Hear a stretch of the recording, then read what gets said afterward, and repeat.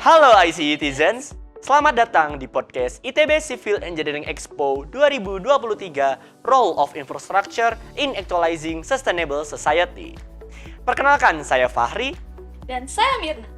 ICE sendiri merupakan kegiatan tahunan dari Himpunan Mahasiswa Sipil ITB yang berisikan berbagai macam kegiatan seperti seminar, Kompetisi mahasiswa, konferensi mahasiswa, serta pameran perusahaan.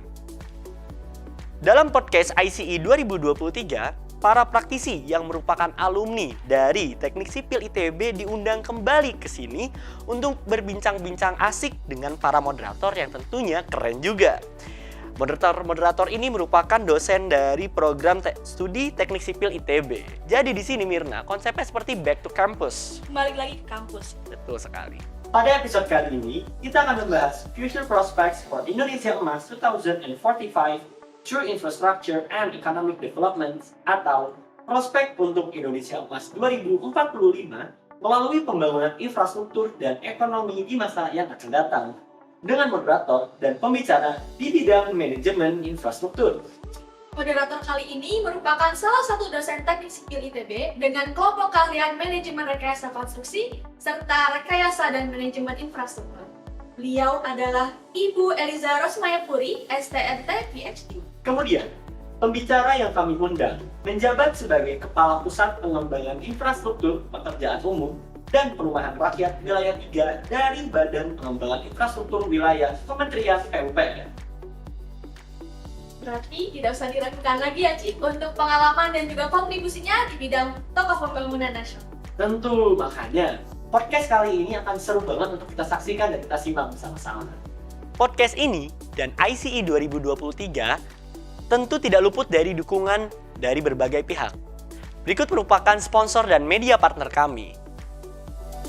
PT Atria Swascipta Rekayasa, Delta Sistek Indonesia, Jasa Marga Nusantara Toll Road, PT Wijaya Karya, Wika Beton, dan media partner oleh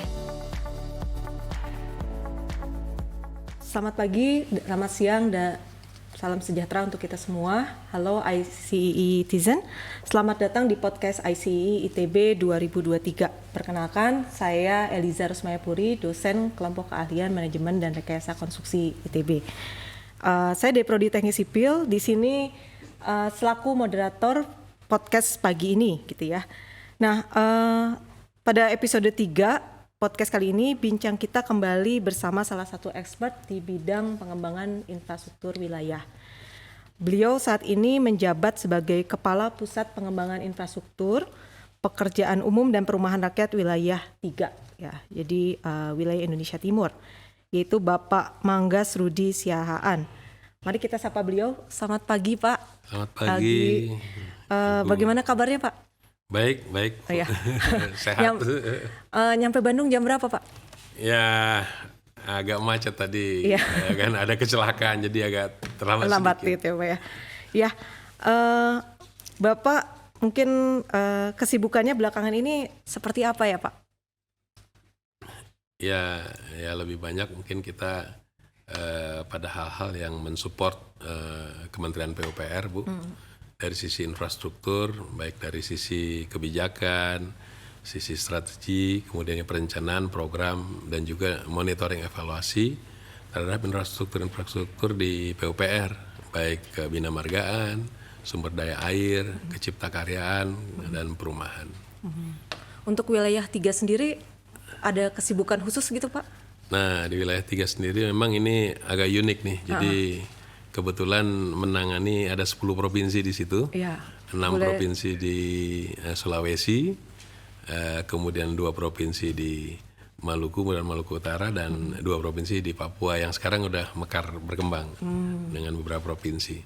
Ya emang agak unik karena topografinya juga beda, kemudian juga lebih juga kepada kewilayahan laut, ya, kemudian juga sekarang menjadi primadona sebetulnya nih Timur nih ya, bagaimana keseimbangan ini artinya kawasan Timur Indonesia diberikan prioritas lah.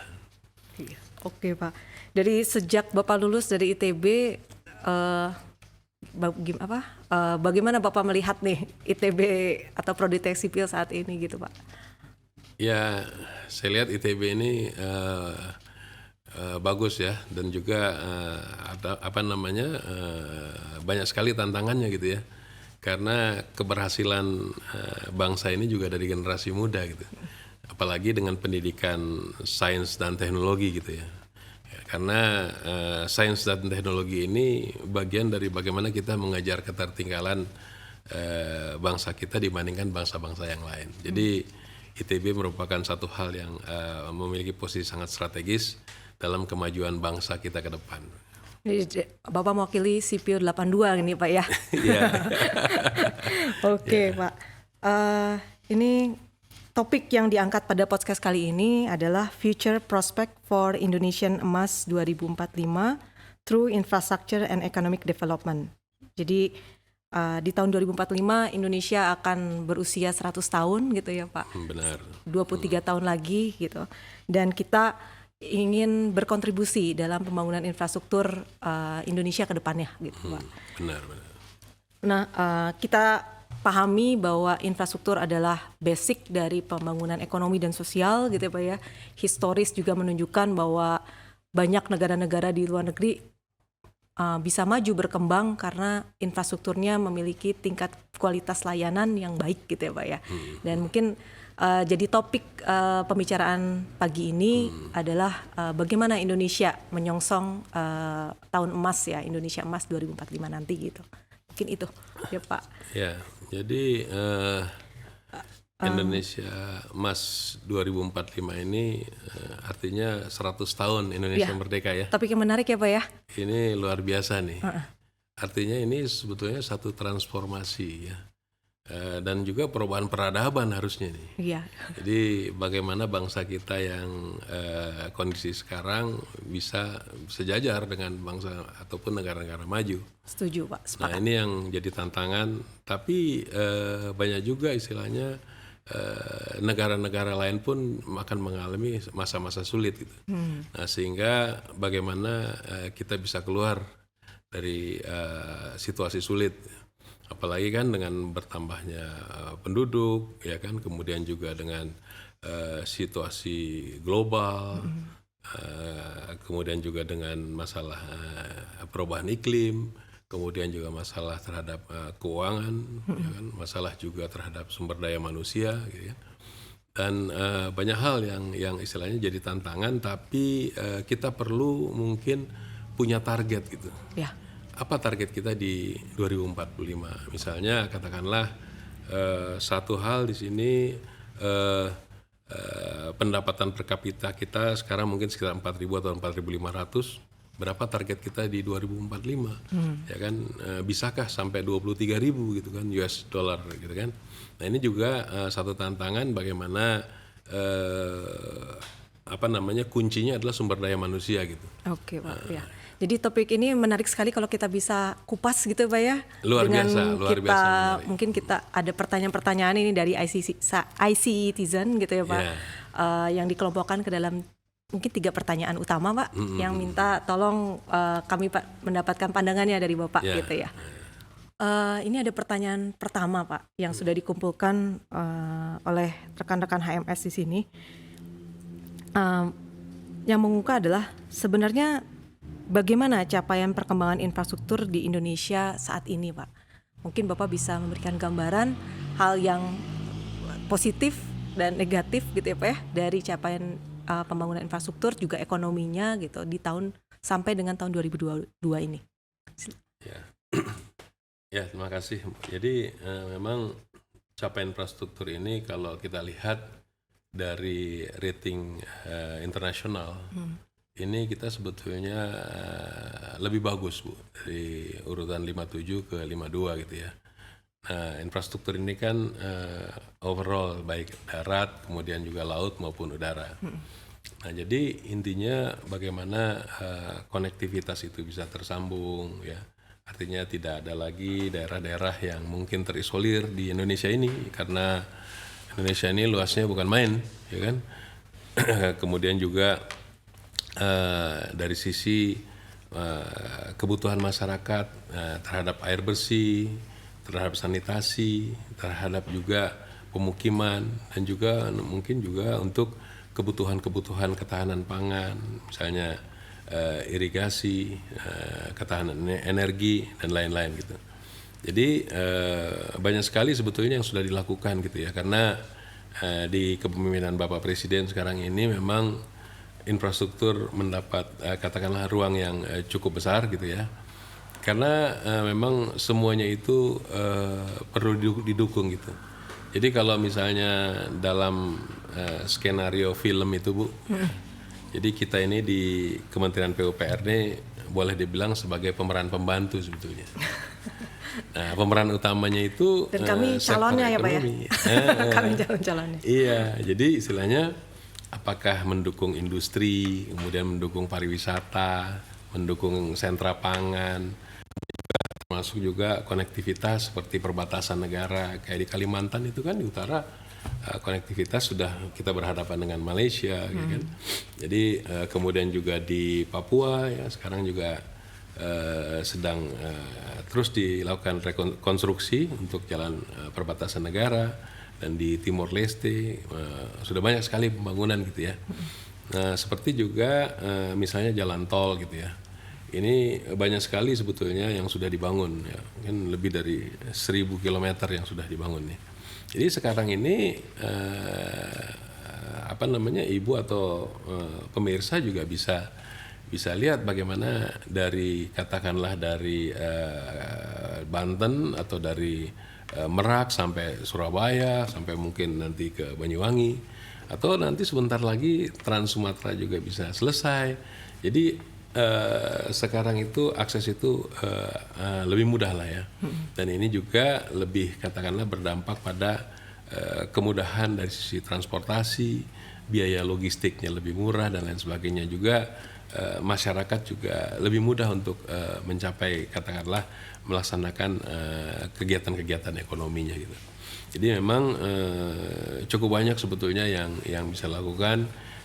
Bendungan pun sudah banyak sekali ya, seperti untuk memenuhi kapasitas tampung juga sudah lebih dari 200 bendungan dan embung ya yang dibangun, kemudian juga irigasi ya, sekian juta hektar, kemudian juga air bersih ya. Ini juga target kita bagaimana untuk memenuhi kebutuhan air bersih kepada semua wilayah ya. Nah, kemudian juga sanitasi, pemukiman kumuh ya, dan juga terhadap dukungan-dukungan kepada kawasan-kawasan timur ya, terutama jalan-jalan lingkar dari pulau-pulau sehingga nanti memudahkan semua kehidupan masyarakat gitu. Jadi memang ya, negara harus hadir gitu dimanapun di di daerah wilayah di Indonesia ini. Even mungkin secara ekonomi barangkali pertimbangan ekonominya mungkin tidak masuk, tapi itu harus dilakukan karena seperti di Papua dan lain sebagainya itu kan banyak sekali yang kita lakukan kalau dari pertimbangan-pertimbangan yang lebih besar yang menjadi pertimbangan kita. Jadi intinya memang secara infrastruktur ini cukup masif ya, belum lagi dari bandara-bandara ya, dari pelabuhan-pelabuhan. Tapi memang ini semua belum cukup gitu ya untuk menuju Indonesia 2045. Barangkali gitu Bu. Ya. Jadi dimensinya banyak sekali ya Pak ya, mulai dari jenis infrastrukturnya yang sangat beragam, kemudian cakupan wilayahnya, sistem jaringan jaringan cakupan wilayahnya sangat besar gitu ya. Challenge-nya cukup besar ya untuk para calon engineer, terutama juga dari regulator di PUPR gitu ya Pak ya. Benar. Ya.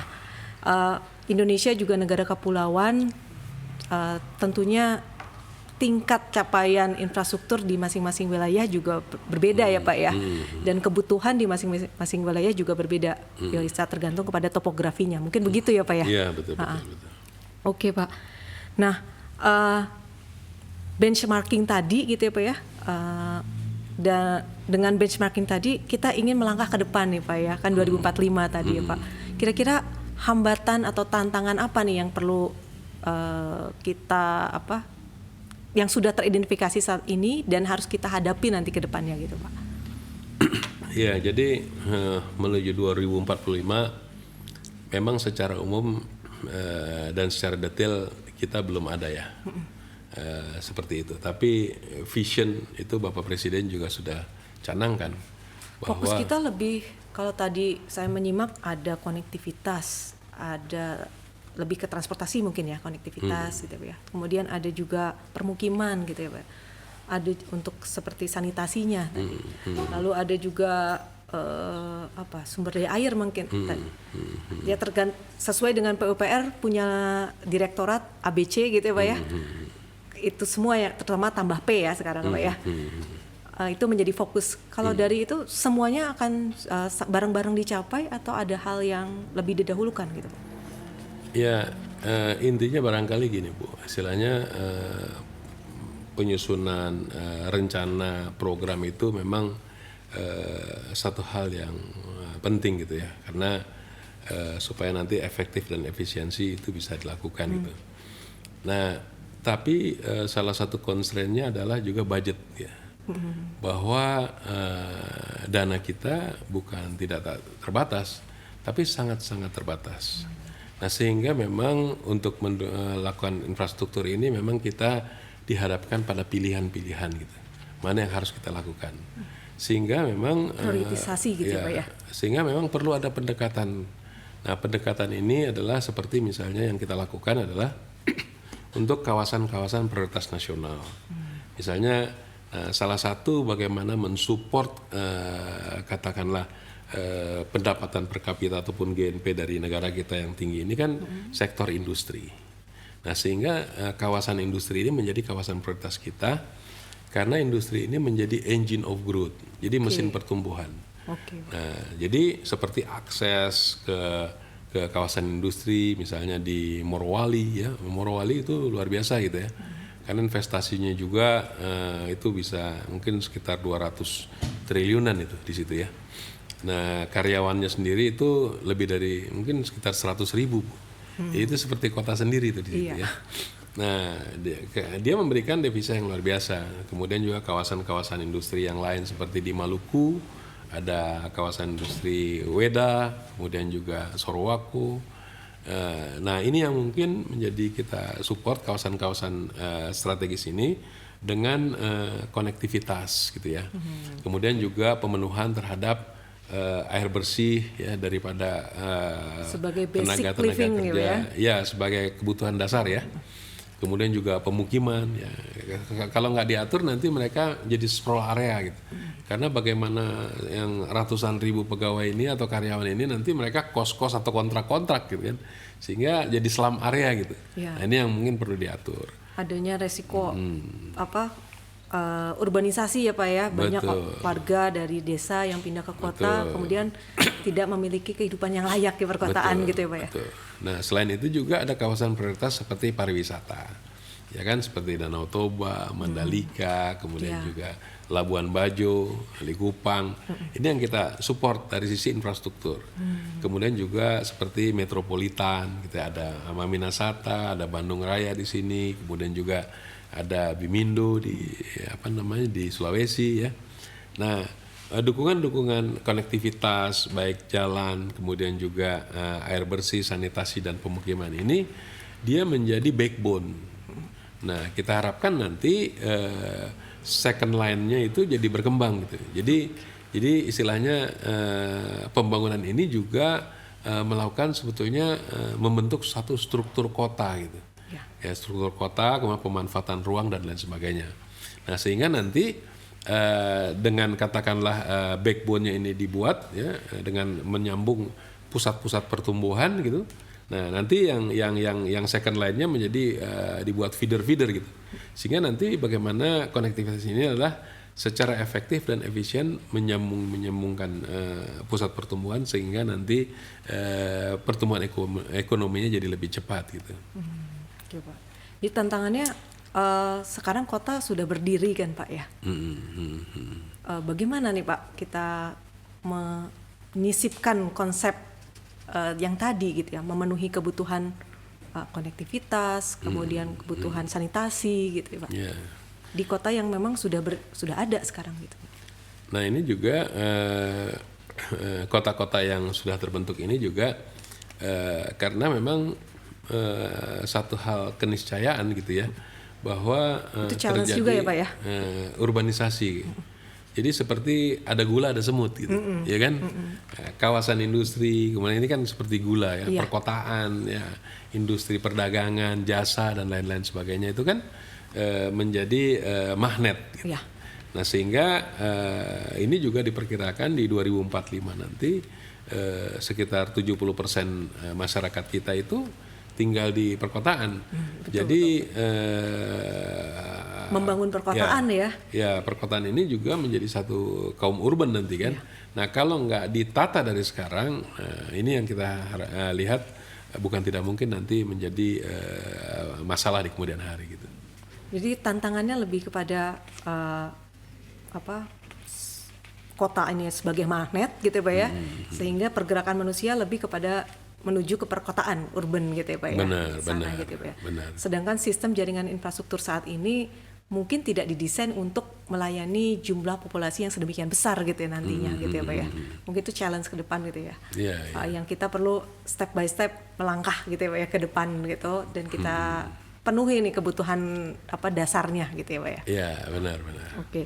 Dan dari segi logistik juga tadi saya menangkap bahwa konektivitas ya Pak ya yang juga menjadi target gitu ya Pak ya dari Kementerian PUPR di Rensranya gitu ya, untuk kita capai, kita perbaiki sehingga bisa menekan biaya produksi dan biaya distribusi, sehingga nanti harga jual produk menjadi bisa lebih bersaing gitu ya Pak dengan negara lain gitu ya. Betul.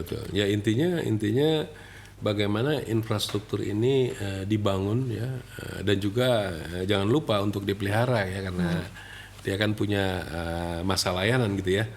Ini semata-mata adalah untuk mendukung dan memudahkan kehidupan masyarakat. Jadi kita berharap semuanya bisa jadi lebih mudah gitu ya, dengan efektif dan lebih efisien.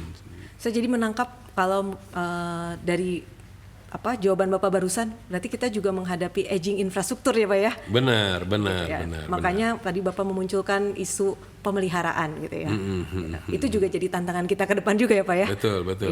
Oke Pak. Jadi gak hanya bangun baru, tetapi kita juga harus bisa memelihara infrastruktur yang sudah ada sekarang gitu ya. Istilahnya memperpanjang ya masa layan dari infrastruktur yang ada sekarang sambil gencar juga membangun infrastruktur baru gitu ya Pak ya. Ya memang intinya kita harus menjaga betul ya, karena infrastruktur kan mahal sekali gitu ya. Iya Pak. Untuk membangun jalan dan segala macam ya. Juga untuk penggunaannya juga harus ada monitoring, harus ada pengawasan gitu ya. Jangan juga misalnya beban gandar sumbu yang misalnya 810 ton itu, nah banyak di daerah-daerah di Sumatera, di Kalimantan itu banyak sekali kendaraan-kendaraan berat itu yang melebihi tonase itu, yang mempercepat kerusakan jalan gitu ya. Kerusakan jalan, kemudian juga belum lagi perlu dana pemeliharaan. Nah ini juga mungkin perlu kerjasama antara pemerintah pusat dan pemerintah daerah gitu ya. Karena pemerintah daerah lah yang sehari-hari istilahnya memanfaatkan ini gitu ya. Baik termasuk juga mungkin terintegrasi antara katakanlah air baku dengan air bersih gitu, sehingga nanti tidak terjadi idle capacity gitu. Nah ini yang istilahnya sayang sekali kan, sudah dengan biaya yang cukup besar dibangun tapi ada idle capacity di situ. Jadi memang atau efisiensinya rendah gitu ya Pak ya. Betul. Jadi kita masih ada gap lah terhadap pemenuhan daripada infrastruktur dasar untuk seluruh masyarakat Indonesia gitu. Jadi selain koordinasi berarti ya Pak ya antar pemerintah di kota, kabupaten dengan provinsi dengan nasional gitu ya, itu juga masih menjadi isu gitu ya kadang-kadang. Yang namanya sistem jaringan itu tidak mengenal batas wilayah ya Pak ya. Benar ya.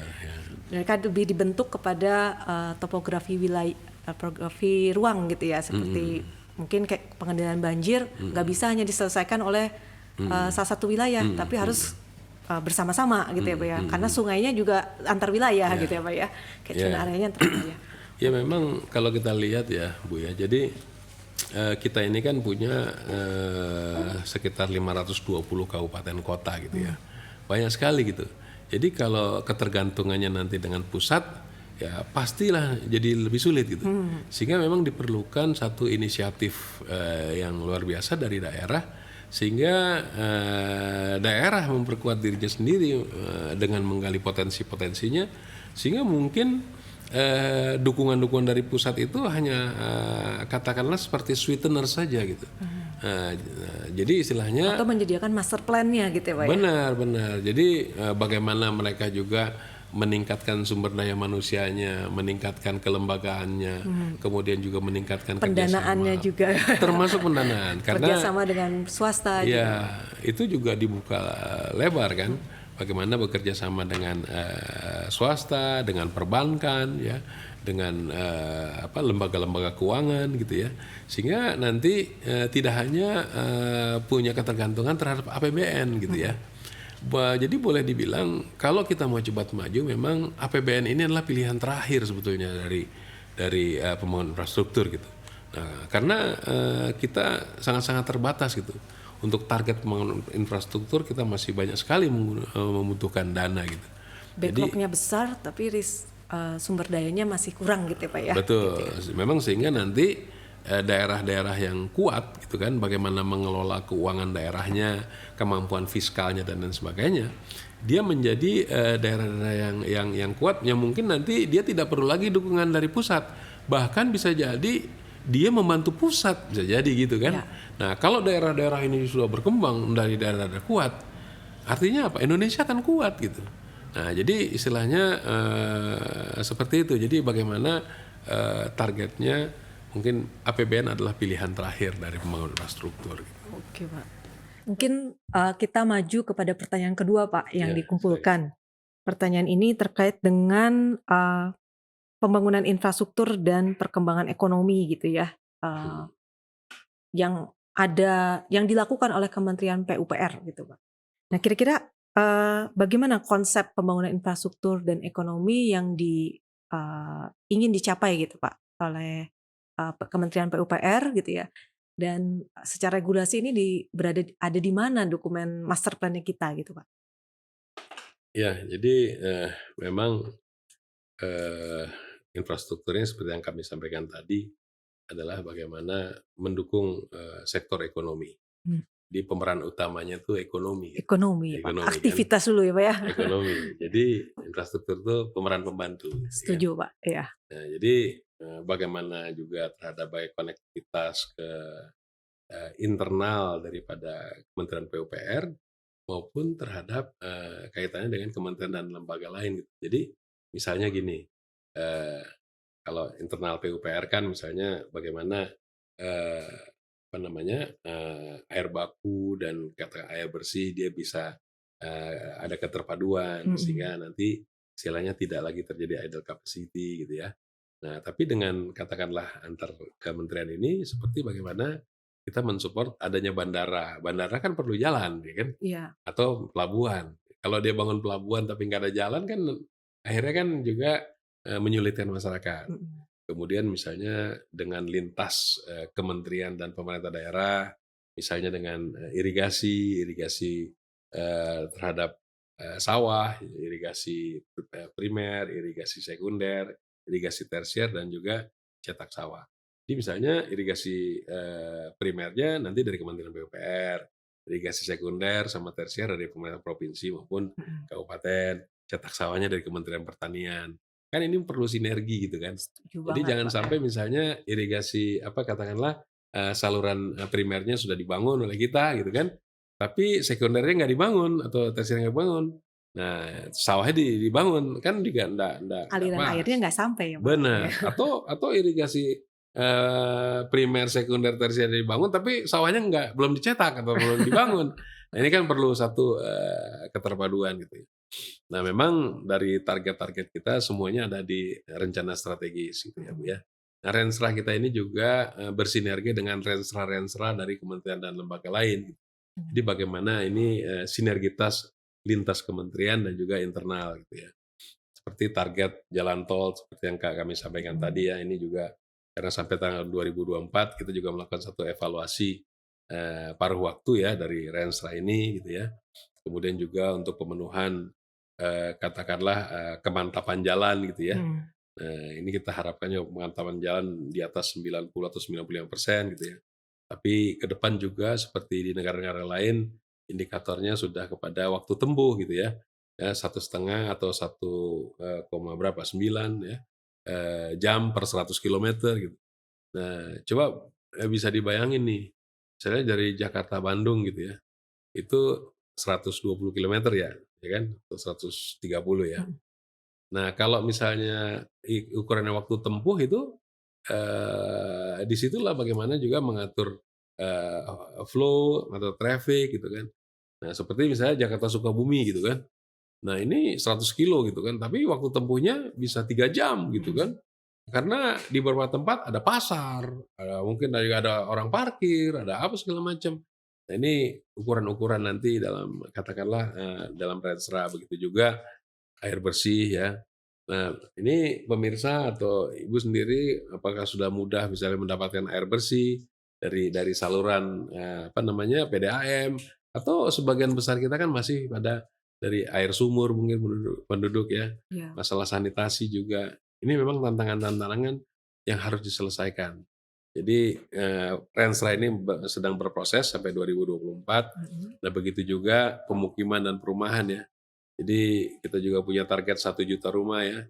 Meskipun istilahnya tidak hanya PUPR, tapi PUPR bersinergi dengan apa namanya? Private gitu ya, Private swasta. sector, dengan swasta, dengan developer gitu ya.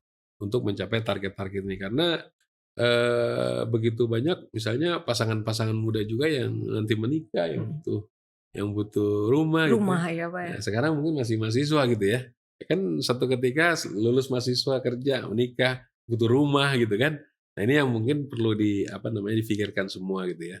Sampai mungkin target kita sampai 2045 tadi dengan penduduk yang 319 juta itu, berapa banyak kebutuhan air bersih, berapa banyak kebutuhan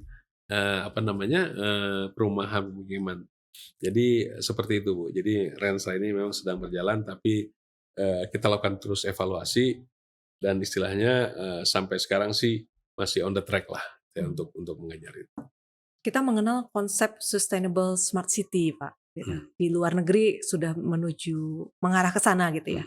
Apakah di Renstra yang tadi Bapak sampaikan, Renstranya Kementerian PUPR sampai 2024 ini juga mengusung konsep smart city ini, Pak?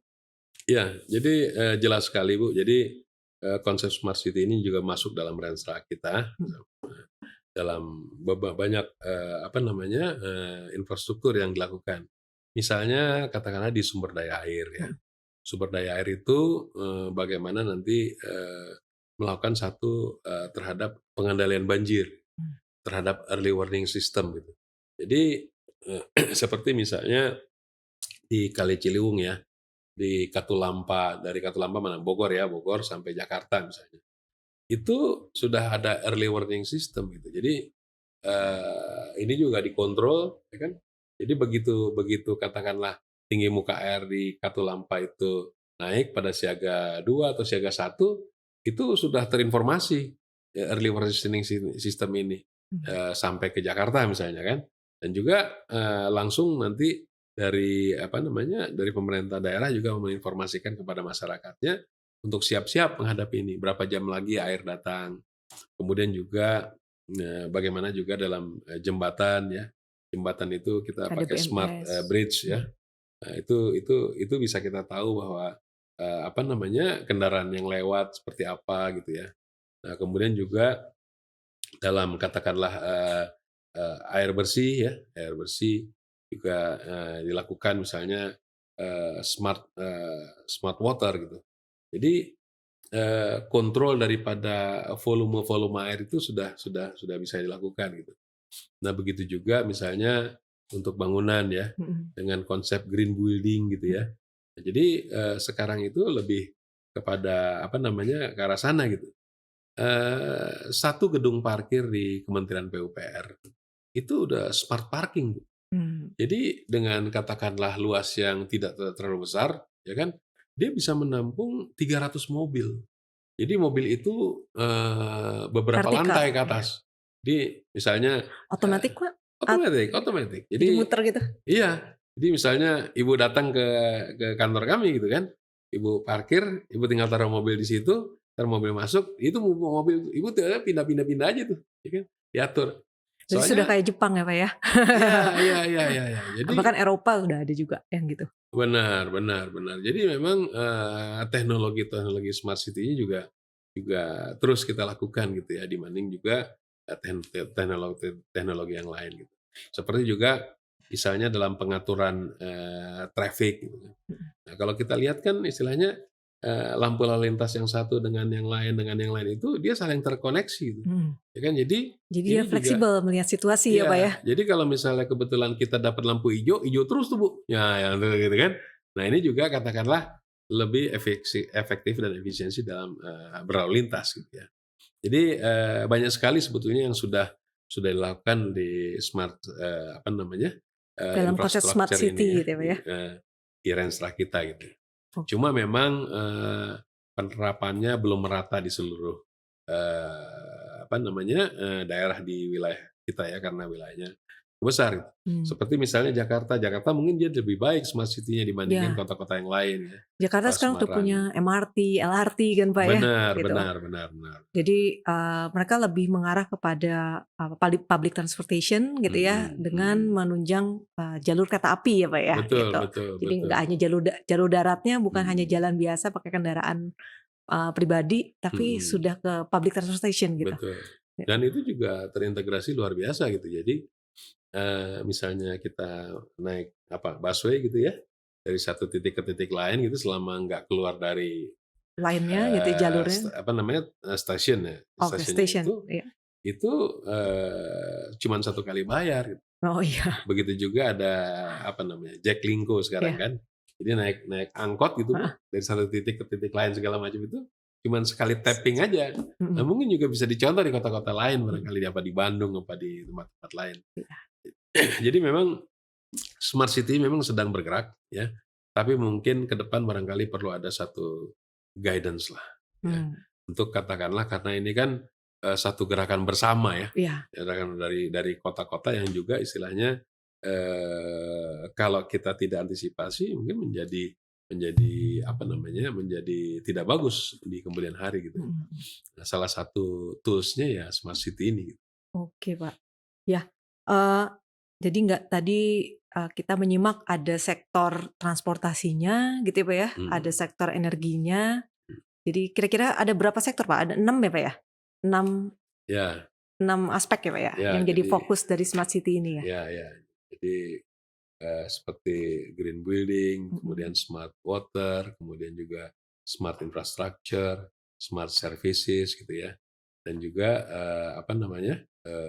beberapa hal yang memang menjadi satu konsep, seperti misalnya sekarang ini ibu kota negara di Nusantara yang di Kalimantan Timur itu konsepnya smart city. Smart city. Jadi ada klaster-klaster pendidikan, klaster katakanlah kesehatan, klaster pemerintahan. Nah, semuanya itu dilakukan smart city. Jadi termasuk juga zero emission gitu, dilakukan di situ. Jadi kendaraan di sana pun nanti lebih kepada kendaraan listrik ya. Kemudian juga transportasi publik yang mungkin nanti ke depannya tidak ada awak gitu. Jadi tanpa awak gitu, kita naik kereta tanpa awak, kemudian naik kendaraan-kendaraan listrik ya. Yang ke depan ini. Oke Pak. Kita masuk kepada topik yang ketiga nih Pak. Di sini ada pertanyaan, bila Indonesia ingin menerapkan gitu ya sustainable smart city gitu ya, targetnya itu di tahun 2045 gitu. Kira-kira bagaimana nih prospeknya Pak? Jadi barangkali gini Bu, kita perlu tahu dulu nih 2045 istilahnya satu katakanlah arah dan target kita gitu ya. Salah satunya kan bagaimana negara kita menjadi negara masuk di sejajar dengan negara maju, kemudian kita keluar dari middle income trap, ya, kemudian pendapatan per kapita kita bisa sampai 23.000 gitu kan. Singapura aja kan 70.000 ya. Nah, tapi Singapura nggak punya sumber daya alam, ya kan. Nah, jadi kekuatannya adalah di sumber daya manusia gitu kan. Nah, sementara kita punya sekitar 300 jutaan manusia itu 2045. Nah, kalau SDM-nya ini menjadi satu kekuatan, bukan menjadi satu masalah, artinya Singapura pun bisa kita kalahkan sebetulnya, ya kan? Nah, seperti ini yang kita lihat. Nah, jadi dengan katakanlah situasi seperti ini, nah salah satunya adalah bagaimana mendukung katakanlah industri hilirisasi. Artinya karena meningkatkan devisa gitu ya. Nah, kemudian juga bagaimana termasuk perdagangan, ekonomi internasional. Belum lagi 2045 itu kan sesuatu yang tidak pasti. Jadi uncertainty ini situation gitu ya. Ada krisis global. Kita nggak tahu disruption apa lagi ya Pak ya? Iya, ya sekarang aja misalnya dengan COVID, adanya pandemi, COVID, kemudian juga dengan adanya krisis moneter gitu ya. Moneter, Ukraina dengan Rusia gitu kan. Nah ini kan menjadi satu hal yang sampai juga ke kita. Bagaimana logistik pangan maupun minyaknya kan nggak bisa ke sana. Artinya harga minyak pun naik, harga pangan pun naik, inflasi pun naik gitu kan. Ini kan tantangan yang tidak pasti. Nah, salah satu kuncinya memang menghadapi itu memang kita harus kompak nih. Kita harus kompak nih.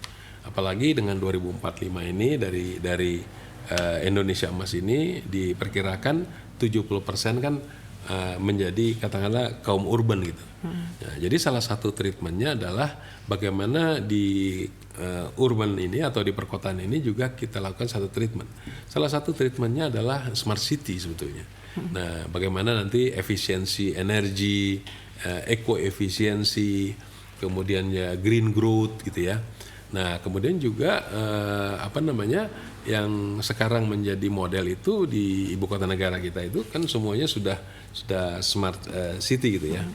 Nah, cuma memang smart city ini belum merata gitu ya di banyak perkotaan di negara kita gitu ya. Sehingga ini perlu ada guidance ya. Nah, guidance yang bisa diikuti karena ini lintas kementerian dan lembaga gitu kan. Karena smart energy mungkin dari Kementerian SDM ya kan, smart transportation bisa dari PUPR, bisa dari perhubungan gitu ya. Kemudian juga smart services bisa menyangkut katakanlah pendidikan, kesehatan dari kementerian-kementerian terkait gitu ya. Kemudian juga masalah air juga begitu, masalah pangan dari Kementerian Pertanian. Jadi memang perlu ada satu payung hukum gitu. Payung ke depan yang perlu menjadi guidance Indonesia Emas. Indonesia Emas seperti apa dengan adanya tadi kita sudah bicara tentang tantangan, tentang permasalahan dan kita menuju ke negara maju ya, keluar dari middle menjadi upper income trap misalnya kan. Nah, jadi kita perlu namanya mungkin roadmap untuk itu. Nah, ini yang barangkali perlu sekali dilakukan karena ini menjadi guidance untuk seluruh bangsa Indonesia. Mau dibawa kemana istilahnya bangsa ini ke depan gitu kan untuk menuju Indonesia Emas ini ya kan. Memang sudah ada vision dari Bapak Presiden, tapi ini semua mungkin bisa diturunkan di roadmap dalam kita mencapai itu. Jadi perlu satu payung hukum ya, seperti mungkin peraturan presiden gitu ya untuk menuju Indonesia Emas 2045 dan juga mungkin perlu di dalamnya ada bagaimana mencapai satu smart city yang bisa diterapkan di banyak perkotaan di Indonesia gitu. Jadi sinergi ya Pak ya, sinergi antar lembaga, instansi, kementerian gitu itu juga penting ya Pak ya. Jadi kunci yang akan menjadi enablers gitu ya, kita bisa mencapai smart city gitu ya Pak ya. Ya pastilah gitu Bu. Jadi istilahnya karena ini kan tidak hanya program, tidak hanya kebijakan, tidak hanya strategi, tapi termasuk juga pendanaan. Karena kan tidak murah ini smart city gitu ya. Jadi termasuk lembaga keuangan dan lain sebagainya. Nah, yang mengatur semua keterkaitan stakeholder kemudian juga kementerian dan lembaga ini kan payung hukumnya minimal peraturan presiden gitu. Jadi awalnya harus sinergi dulu ya kementeriannya Pak ya. Benar. Semua sektor itu harus sinergi. Kemudian payung hukumnya yang disepakati oleh semua sektor seperti apa gitu ya Pak ya. Ya. Lalu payung hukum ini akan menjadi jalan gitu ya. Bagaimana pendanaan, bagaimana koordinasi antar lembaga gitu ya. Benar. Arah dari pembangunan infrastruktur itu akan ya ada di payung hukum ini gitu ya Pak ya. Ya termasuk juga bagaimana menciptakan SDM yang Iya betul sekali Pak. yang Sebagai kunci mumpuni gitu ya. Sebagai kunci yang akan mengeluarkan konsep-konsep smart city di masing-masing wilayah gitu ya Pak ya. Ini kan generasi muda kita ini luar biasa potensinya gitu kan. Iya. Apalagi yang dari ini kan dari mahasiswa kan. Nah ini tantangan ke depan bagaimana kita nggak boleh kalah dari Singapura gitu kan. Nah, orang Singapura orang Indonesia juga loh Pak. Nah, sebenarnya. Singapura itu kalau dia ada kolaps tentang keuangan ya kan bisa jadi dia terjun bebas nanti. Kita bisa naik karena kita punya semua sumber daya alam, kemudian juga manajemen, kelembagaan termasuk juga manusianya nih.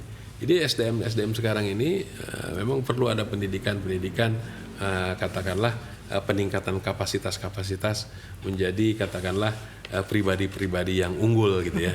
Nah kalau pribadi-pribadi yang unggul ini nanti istilahnya mereka semua bisa proaktif menjadi pemimpin-pemimpin di segala tingkatan. Nah kita harapkan juga nanti dalam proses ini juga baik pemilihan kepala-kepala daerah, bupati, wali kota adalah generasi muda ke depan yang membawa bangsa ini lebih maju gitu. Nah kalau misalnya kepala-kepala daerahnya itu semua adalah pemimpin-pemimpin yang berkualitas, ya kan, rasanya kita optimis menghadapi Indonesia Emas 2045 ini. Kalau berangkat dari kembali ke jawaban Bapak yang tadi ya Pak ya, sistem jaringan infrastruktur Indonesia saat ini kan sudah tua dan sebagainya gitu. Apakah itu menjadi tantangan Pak gitu, membuat kita agak melambatkan gitu ya Pak ya, kita menuju smart city nggak Pak menurut Bapak?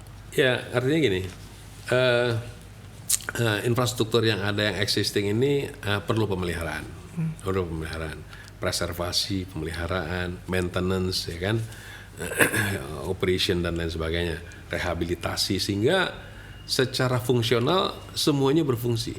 Tapi memang untuk menuju satu smart city bisa jadi banyak sekali mungkin nanti pembangunan baru ya. Seperti misalnya ini udah ada kereta api cepat gitu ya. Tadi Ibu juga sebut misalnya MRT, LRT. Nah sekarang kan di Sulawesi kan sudah dibangun rel kereta kan dari Makassar ke Parepare yang nanti dia terus sampai ke Sulawesi Barat, Sulawesi Tengah, ke Gorontalo sampai ke Manado, ya kan? Pak. Nah jaringan-jaringan ini LRT dan lain sebagainya. Jadi memang istilahnya penting sekali lah bahwa pendanaan ini juga menjadi satu kata kunci dalam mendukung infrastruktur gitu. Jadi prospeknya besar ya Pak ya, prospeknya baik ya Pak ya untuk kita menuju smart city ya Pak? Ya sangat besar, tapi yang challenge-nya juga nggak kalah gitu besar ya Pak ya? Sangat besar, tapi di sini juga menjadi peluang dan tantangan sekaligus ya bahwa kreatif funding itu perlu. Jadi kalau kita lihat memang sektor keuangan ini penting sekali, apalagi keuangan juga baik nasional maupun internasional. Sebetulnya kalau misalnya kita kreatif itu banyak sekali sumber-sumber keuangan yang sekarang liquid tapi parkir gitu. Nah kalau misalnya yang liquid ini bisa dimanfaatkan untuk infrastruktur, artinya ini untuk bisa mempercepat termasuk juga investasi, kerjasama antar negara, antar organisasi, sehingga kemampuan sumber daya manusia ini menjadi is a must ya. Jadi kalau kita lihat itu mungkin sumber daya manusianya ini harus 3T nih, ya harus tangguh, tanggon dan terengginas. Gitu. Nah, kalau SDM Indonesia ini seperti itu, rasanya juga masalah dana segala macam itu bukan. Jadi semua masalah-masalah tadi bisa teratasi. Bisa gitu teratasi. Ya, Pak ya? Yang penting adalah bagaimana generasi muda ini ya, yang akan menjadi pemimpin di masa depan, ya kan, akan menerima tongkat estafet ini dan membawa Indonesia lebih maju di masa Indonesia Emas 2045. Jadi prospek ini didukung oleh bonus demografi ya Pak ya, dan kualitas ya adik-adik ini sekalian ya Pak ya. Iya, adik-adik ini juga artinya mereka adalah SDM yang sangat potensial gitu ya. Jadi bukan menjadi masalah bangsa, tapi menjadi potensi bagaimana untuk katakanlah membawa negeri ini sejajar dengan negara-negara maju. Barangkali gitu Bu. Iya. Pertanyaan tadi menjadi pertanyaan terakhir Pak pada diskusi kita pagi ini. Namun sebelum mengakhiri pembicaraan, mungkin dari Pak Rudi bisa menyampaikan closing statement Pak terkait topik future prospect for Indonesia Emas 2045 through infrastructure and economic development. Silakan. Ya, jadi kita tahu bahwa Indonesia Emas 2045 ini adalah satu harapan yang bisa kita wujudkan di 100 tahun kemerdekaan kita ya.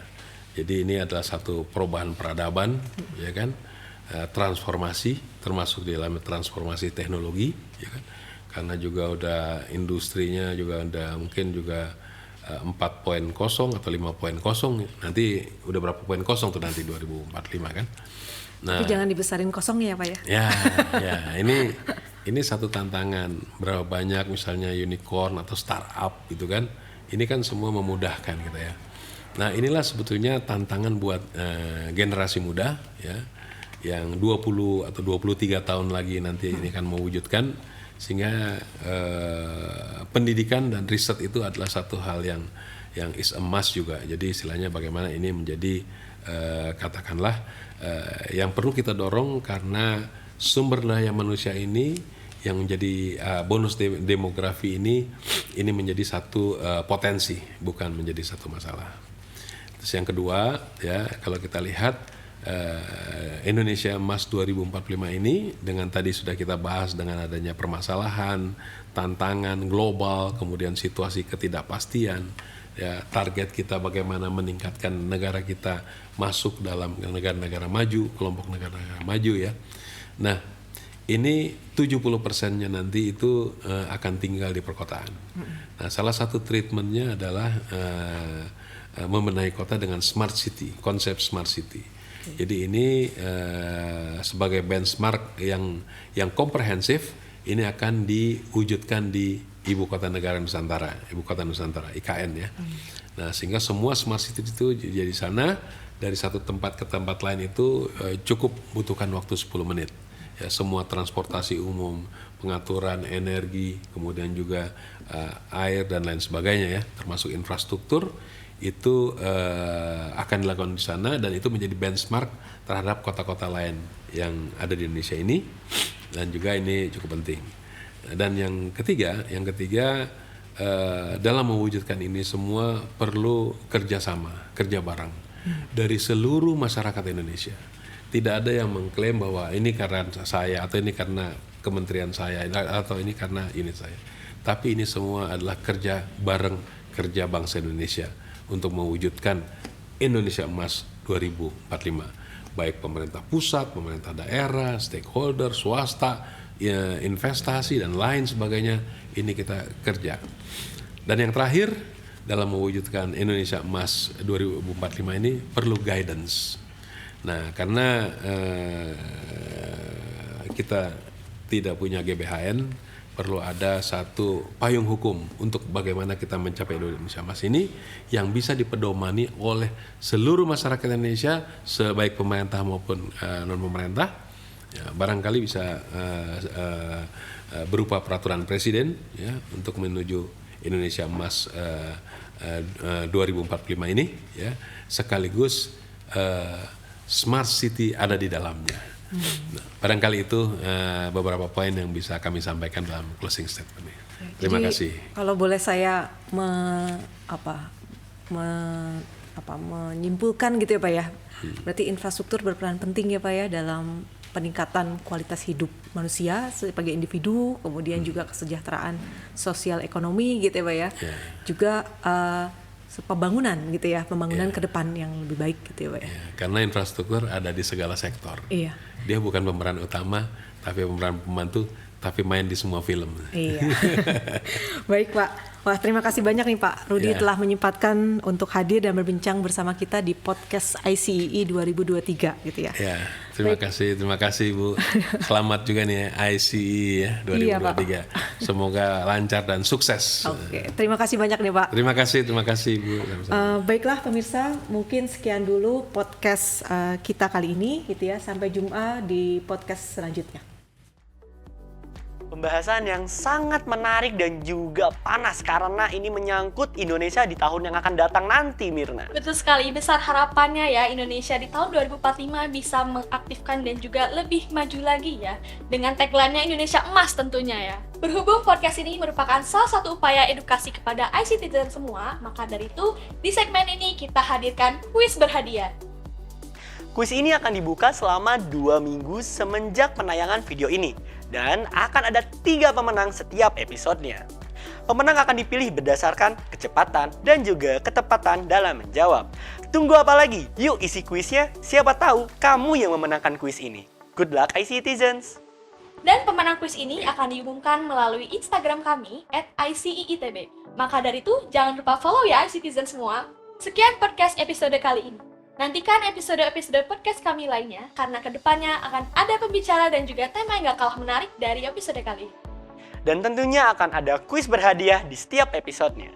Jangan lupa untuk like, komen, dan subscribe channel kami, dan juga ikuti Instagram kami agar tidak ketinggalan info-info menarik mengenai ICE 2023. Upskilling yourself.